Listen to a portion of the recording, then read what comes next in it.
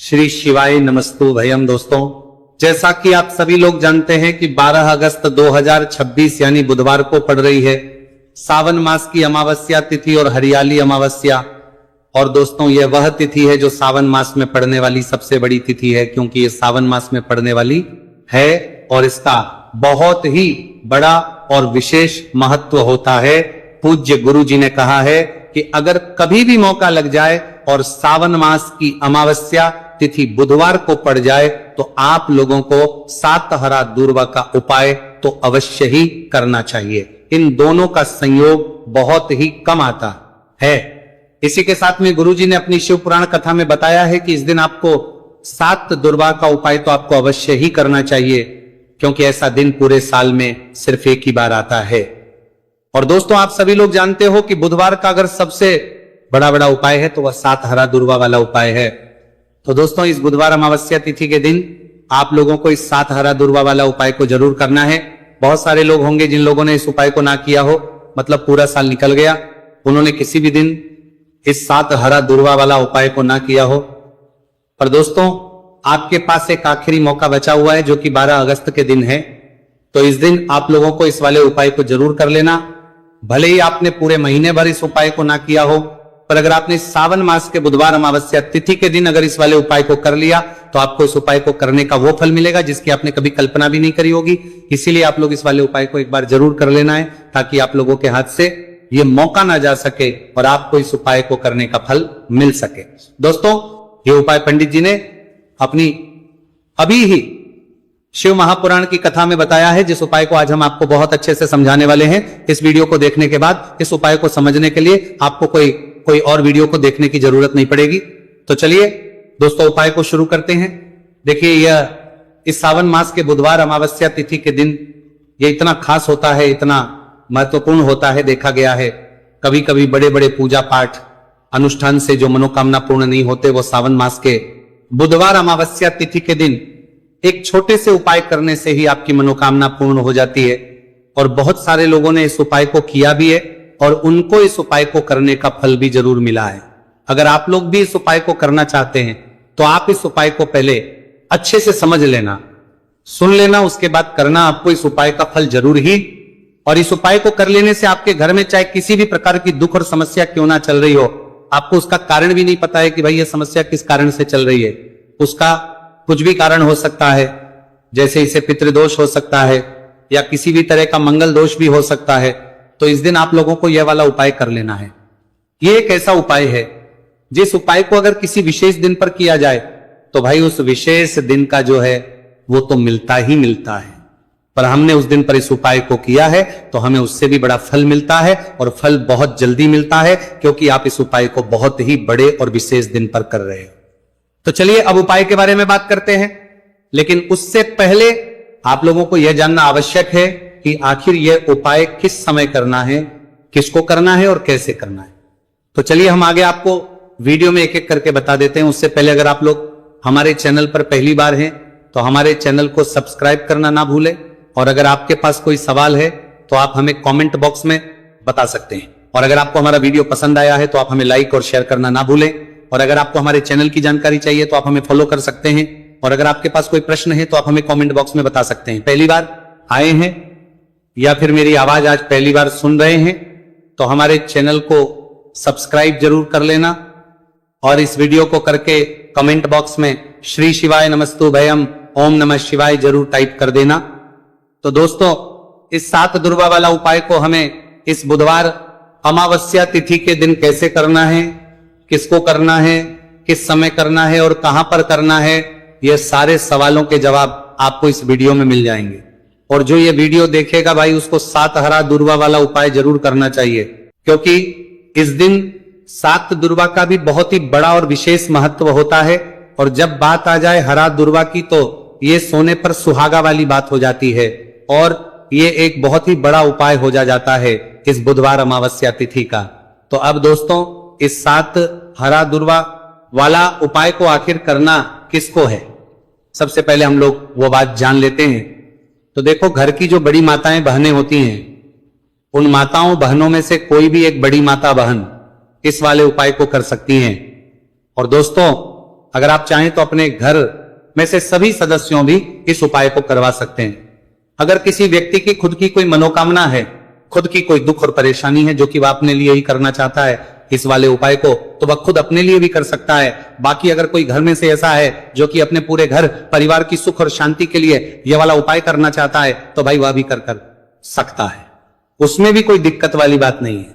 कहने का मतलब यह है कि इस उपाय को हर सदस्य भी कर सकता है और पूरे घर परिवार के सदस्य के लिए घर की बड़ी माताओं बहनों में से कोई एक माता बहन भी कर सकती है। माताएं बहनें अगर घर में उपस्थित ना हो या वो ये वाला उपाय ना कर पा रही हो, तो फिर घर का कोई बड़ा सदस्य भी इस सातहरा दुर्वा वाला उपाय को कर सकता है, चाहे फिर वह पुरुष ही क्यों ना हो, उसमें कोई भी दिक्कत वाली बात नहीं है। अब दोस्तों जो अगला प्रश्न निकल कर आता है वो ये आता है इसको लेकर कि आखिर इस उपाय को हमें किस समय करना है, सुबह के समय करना है कि शाम के समय करना है। तो देखो इस वाले उपाय को आप लोग सुबह के समय भी कर सकते हो और शाम के समय प्रदोष काल में भी कर सकते हो। अब अगर आप पूछो कि भाई सबसे उत्तम समय कौन सा रहेगा इस सातहरा दुर्वा वाला उपाय को करने का, तो हम आपसे बस यही कहेंगे कि इस उपाय को आप सुबह के समय करेंगे तो ज्यादा बेहतर होगा। बाकी अगर प्रदोष काल के समय भी करेंगे तो भी अच्छा होगा, उसमें कोई भी दिक्कत वाली बात नहीं। तो अब दोस्तों जो अगली सबसे बड़ी और महत्वपूर्ण बात आती है वह यह आती है कि सुबह अगर हम उपाय को करेंगे तो हमें कितने बजे से लेकर कितने बजे तक के बीच में करना है, और शाम के समय प्रदोष काल में करेंगे तो हमें कितने बजे से लेकर कितने बजे से लेकर के बीच में करना है, बजे के बीच में करना है। तो देखो सुबह जितनी जल्दी हो सके आप उपाय को करने की कोशिश करना। बाकी अगर कारणवश लेट भी हो जाओ, थोड़ी देर भी हो जाए, तो 10 या 11 बजे तक भी आप उपाय कर लेना, पर 12 बजे से ज्यादा देरी ना हो, ठीक है, इस बात का ध्यान रखना। उसके बाद में दोस्तों अगर शाम के समय प्रदोष काल की बात करें, प्रदोष काल का जो समय है होता है वो शाम के 6 बजे से शुरू हो जाता है। मतलब शाम के 6 बजे से लेकर शाम के 6 बजे से रात के 8 बजे के बीच का जो समय होता है, ये समय प्रदोष काल का समय होता है। तो इस उपाय को 7 या 8 बजे के बीच में भी कर सकते हो। मैं आप कभी भी इस वाले उपाय को कर सकते हो, उसमें कोई भी दिक्कत वाली बात नहीं है। तो सावन मास का महीना ही है जो आपको धन दौलत पुण्य दोनों ही देने वाला है। सावन मास के महीने में तुलसी का पूजन करके, श्री हरि विष्णु से जुड़े हुए कुछ उपाय करके आप अपने जीवन की निर्धनता, धन से जुड़ी समस्याएं, कर्जे से जुड़ी समस्याओं को हमेशा के लिए दूर कर सकते हैं। भगवान विष्णु को तुलसी अति प्रिय है, इसलिए उनकी पूजा में भी विशेष रूप से हम तुलसी का उपयोग करते हैं। और बिना तुलसी दल के, बिना तुलसी मैया के श्री हरि विष्णु की पूजा और उनका भोग दोनों ही अधूरे होते हैं। इसीलिए सावन मास के महीने में ऐसा उपाय आपको बताने वाले हैं जिसे करने से श्री हरि विष्णु की असीम कृपा आपको मिलेगी और मां तुलसी से ऐसा आशीर्वाद मिलेगा, जीवन का हर दुख, हर कष्ट, गरीबी, निर्धनता, कर्जे से जुड़ी समस्याएं, सब कुछ ही आपके जीवन से दूर हो जाएगा और सुख, समृद्धि, धन, वैभव, ऐश्वर्य सब कुछ आपको अपने जीवन में आसानी से मिलने लगेगा। तो चलिए बात कर लेते हैं कि कौन सा उपाय है, तुलसी के पौधे में कौन सी चीज आपको रखनी है और इस उपाय को किस समय करना है। देखिए सबसे पहले तो आपको बता दें कि अगर आपके घर में तुलसी का पौधा नहीं है तो सावन मास के महीने में एक तुलसी का पौधा अपने घर में लाकर जरूर लगाए, क्योंकि सावन मास के महीने में जो लोग अपने घर में तुलसी जी का पौधा लाकर लगाते हैं, मां तुलसी का पूजन करते हैं, कभी भी मां तुलसी उनके घर में निर्धनता नहीं रुकने देती। हमेशा उनके घर में धन की वृद्धि होती है, धन की वर्षा होती है। तो जरूर से तुलसी का पौधा आप सावन मास के महीने में अपने घर जरूर लेकर आए और अच्छे से आपको मां तुलसी का पूजन करना है, मां तुलसी के पौधे की देखभाल करनी है। और वह कौन चीज है जो आपको तुलसी के पौधे में सावन मास के महीने 12 अगस्त बुधवार अमावस्या तिथि में रखना है, और कैसे ये चीज रखते ही रातों रात आपके जीवन में चमत्कार होगा और आपके भाग्य का भी आपको साथ मिलेगा। तो देखिए इस वीडियो में जितने भी उपाय हम आपको बताएंगे सभी उपाय सरल है। देखो गुरुजी ने कहा है कि बुधवार के दिन आपको सातहरा दुर्वा वाला उपाय तो अवश्य ही करना चाहिए। वीडियो के अंतिम में आपको उपाय बताया है, आपको करना है। देखो आगे बढ़ने से पहले वीडियो को एक लाइक जरूर करें। देखो सबसे पहला उपाय, यदि आपके जीवन में कर्जा बहुत अधिक है, आपके जीवन में संकट बहुत अधिक रहते हैं, आपके ऊपर बहुत अधिक विपदा आ रही है, बार बार आपको अपने व्यापार में और अपने धन में हानि देखने को मिल रही है, यानी कि आपको प्रत्येक कार्य में हानि हो रही है, तो आपको यह उपाय करना चाहिए। इस उपाय को करने के लिए आपको दो चीजों की आवश्यकता होगी। सबसे पहले आप जानते हो, जो कि भगवान गणेश जी को समर्पित होती है, तो आपको वो हरा दूर्वा की आवश्यकता होगी, साथ ही में एक लोटा जल की आवश्यकता होगी। और आप जब भी उपाय को करें, जिस दिन भी आपको करें, तो आपको प्रातः कल सुबह ही सुबह वह करना है। इस बात का विशेष रूप से आपको ध्यान रखना है, ठीक है। तो आपको एक हरा दूर्वा लेनी है। अगर आधा हरा दूर्वा भी मिल जाती है तो भी कोई दिक्कत नहीं है, बस आपको हरा दूर्वा है। अगर ज्यादा ना मिले तो उस स्थान पर एक हरा दूर्वा भी ले सकते हैं। हरा दूर्वा आपको आसानी से कहानी पर भी मिल जाएगी। बस याद रखिएगा, शुद्ध दूर्वा, और मतलब उसे शुद्ध करके ही उपयोग में लीजिएगा, है ना। तो आपको करना क्या है, एक हरा दूर्वा या एक से ज्यादा भी हरा दूर्वा आप लोग ले सकते हैं। तो एक हरा दूर्वा अपनी ले लीजिए, एक हरा दूर्वा के साथ में आप एक लोटा जल ले लीजिए, और इन दोनों ही चीजों को लेकर शिव जी के मंदिर पहुंच जाइए। शिव जी के मंदिर पहुंचकर सबसे पहले आप शिवलिंग के पास में बैठा जाइए। शिव जी के पास में बैठने के बाद जो शिव जी की शिवलिंग होगी, शिवलिंग के ऊपर सबसे पहले आपको ये दूर्वा को समर्पित करना है।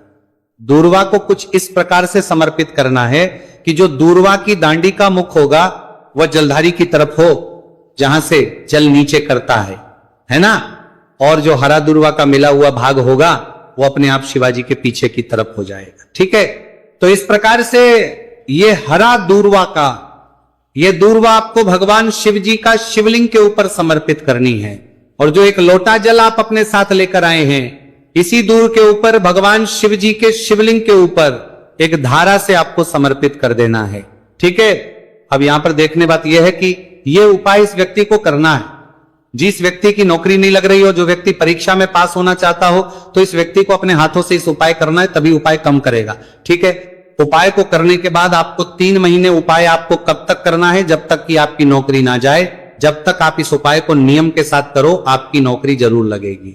अब बात करते हैं दूसरे उपाय के बारे में। तो देखिए, दूसरे उपाय जो है, देखिए इस उपाय के लिए आपको मात्र 1 लौंग का जोड़ा लेना है, यानी कि 2 फूल वाली लौंग लेनी है। साथ में आपको मात्र थोड़ा सा शहद लेना होगा, और इसी के साथ में आपको तांबे के पात्र अंदर शुद्ध जल लेना होगा। अब देखिए, इन सभी सामग्रियों को लेकर के आपको भगवान शिव के मंदिर में पहुंच जाना है। देखिए, ये उपाय आप सुबह से लेकर शाम तक कर सकते हैं। तो वह सबसे पहले तो आपके पास जो 2 फूल वाली लौंग हैं, उन्हें आपको शहद के अंदर अच्छे से डुबो है, यानी कि दोनों लौंग पर आपको अच्छे से शहद का लेपन कर देना है। अब आपको जो आपके पास एक लोटा जल है, सबसे पहले तो उसे शिवलिंग पर धीरे धीरे समर्पित करना है, और श्री शिवाय नमस्तु भयम इसका जाप करते हुए समर्पित कर देना है।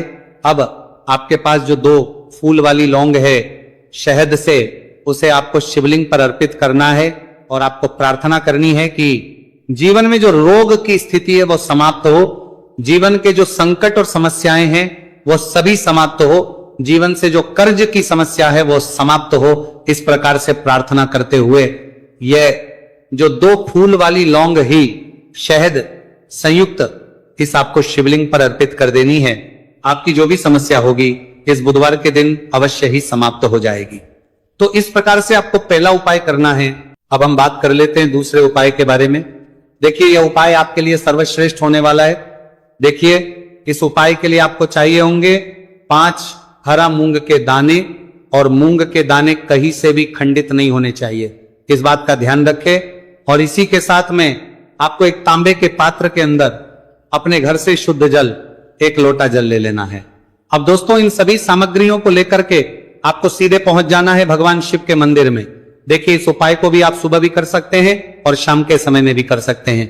देखिए, भगवान शिव के मंदिर में पहुंचने के बाद आपके पास जो 5 हरे मूंग हैं, उनमें से पहला जो हरा मूंग है, आपको शिवलिंग के सामने जो नंदी महाराज होते हैं और उनका जो पैर उठा हुआ होता है, वहां पर आपको पहला हरा मूंग समर्पित करते हैं, और आपको श्री शिवाय नमस्तु भयम इसका जाप कर लेना है। फिर आपको दूसरा हरा मूंग लेना है, और शिवलिंग पर जो श्री गणेश जी वाला स्थान होता है, वहां पर आपको ये दूसरा हरा मूंग समर्पित कर देना है। यानी कि शिवलिंग के सीधे तरफ आपको ये दूसरा हरा मूंग समर्पित करना है। और फिर आपको ओम गण गणपते नमः या फिर ओम श्री गणेशाय नमः, इसका जाप कर लेना है। तीसरा, हरा मूंग का दाना आपको भगवान शिव की सबसे प्रिय पुत्री माता अशोक सुंदरी वाले स्थान पर समर्पित करना।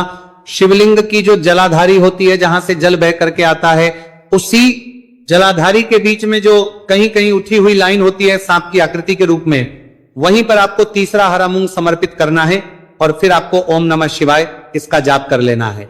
अब दोस्तों, चौथा जो हरा मूंग है उसे आपको भगवान कार्तिकेय जी का जो स्थान होता है शिवलिंग पर, वहां पर आपको ये चौथा हरा मूंग का दाना समर्पित कर देना है और आप ओम नमः शिवाय इसका जाप कर लेना है। अब दोस्तों, आपके पास जो पांचवा और अंतिम हरा मूंग बचा हुआ है, उससे जल के पात्र के अंदर डाल देना है और इस हरे मूंग से युक्त जल से आपको भगवान शिव के शिवलिंग का अभिषेक कर देना है।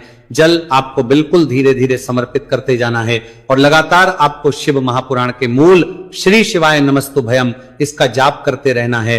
फिर आपको शिवलिंग के आगे बैठकर, यदि आप अपने बच्चों के लिए यह उपाय कर रहे हैं, यदि आप अपने बच्चों की बुद्धि ज्ञान और विवेक के लिए उपाय कर रहे हैं, तो उसके लिए आपको प्रार्थना कर लेनी है। या फिर व्यापार में वृद्धि करने के लिए यह उपाय कर रहे हैं, तो उसकी कामना करते हुए आपको प्रार्थना कर लेनी है। या फिर अपनी नौकरी के लिए कर रहे हैं, या फिर अपने इंटरव्यू के लिए, या फिर धन की प्राप्ति के लिए कर रहे हैं, जिस भी कामना के लिए आप उपाय कर रहे हैं उसे परिपूर्ण करने के आपको महादेव से प्रार्थना कर लेनी है और फिर आपको वापस अपने घर आ जाना है। पूज्य वाला की प्रार्थना कर लेनी है। गुरुजी ने कहा है कि जो भी व्यक्ति इस उपाय को कर लेता है, तो यकीन मानिए आपके जीवन की जो सारे संकट, कष्ट और बाधाएं ही वो सभी समाप्त होंगे। अब हम बात करते हैं अगले उपाय की। इस उपाय के लिए आपको एक दीपक लेना है। दीपक आप मिट्टी का भी ले सकते हैं और शुद्ध आटा मढ़कर उसका दीपक भी आप तैयार कर सकते हैं। अंदर गोल बाती का प्रयोग करना है और दीपक के अंदर आपको शुद्ध घी का प्रयोग करना है। इसी के साथ में आपको मात्र एक फूल वाली लौंग लेनी होगी। अब ये एक दीपक और एक फूल वाली लौंग लेकर के सीधा आपको पहुंचना होगा बरगद के वृक्ष के। वहां पर देखिए, सबसे पहले तो आपके पास जो एक फूल वाली लौंग है उससे आपको बरगद के वृक्ष की जड़ में समर्पित करना है। देखिए, अगर आपके जीवन में कोई भी बड़ा संकट आने वाला है, कोई बड़ा कष्ट आने वाला, तो वही इस उपाय के माध्यम से दूर होने वाला है। महादेव की विशेष कृपा रहेगी कि जो भी संकट आपके जीवन में आने वाला होगा वह भी दूर हो जाएगा। तो आपको एक लौंग समर्पित करनी है बरगद के वृक्ष की जड़ में और वहीं पर आपको जो है गोल बाती वाला दीपक जो आप लेकर के गए हैं उससे भी वहां पर प्रज्वलित कर देना है। वटकेश्वर महादेव का स्मरण करते हुए देखिए, जब भी आपको जीवन में इस साल लगने लगे कि आपके जीवन में कुछ भी अच्छा नहीं चल रहा है, तब भी आपको ये उपाय करना है। तो इस प्रकार से आपको ये उपाय करना है। अब हम जान लेते हैं चौथे विशेष उपाय के बारे में। देखें, यदि आपके विवाह में, शादी में कोई भी समस्या आ रही है, यदि आपका जो कर्ज है वह दिन पर दिन बढ़ते ही जा रहा है, तो आपको यह चमत्कारी उपाय करना चाहिए। कोई भी समस्या अगर जीवन में है तो उसे दूर करने के लिए आपको इस उपाय करना चाहिए। मंगल दोष से जुड़ी हुई समस्या भी है, तब आपको यह उपाय करना चाहिए। देखिए, इस उपाय के लिए आपको एक तांबे के पात्र के अंदर अपने घर से शुद्ध जल लेना है और इसी के साथ में आपको एक चुटकी लाल चंदन लेना होगा। अब आपको क्या करना है कि जो लाल चंदन आपने लिया है उसे आपको उससे जल के पात्र के अंदर डाल देना है और ये जल जो है आपको लाल चंदन से युक्त तैयार कर लेना है। और ये लाल चंदन से युक्त जल आपको भगवान शिव के मंदिर में लेकर के पहुंचना है। लेकिन उपाय भी आप सुबह से लेकर के शाम तक कर सकते हैं। अब दोस्तों, ये जो लाल चंदन से युक्त जल है, इससे आपको भगवान शिव के शिवलिंग पर धीरे धीरे अर्पित कर देना है और आपको लगातार श्री शिवाय नमस्तुभयम इसका जाप करते रहना है। देखिए, यदि आपके जीवन में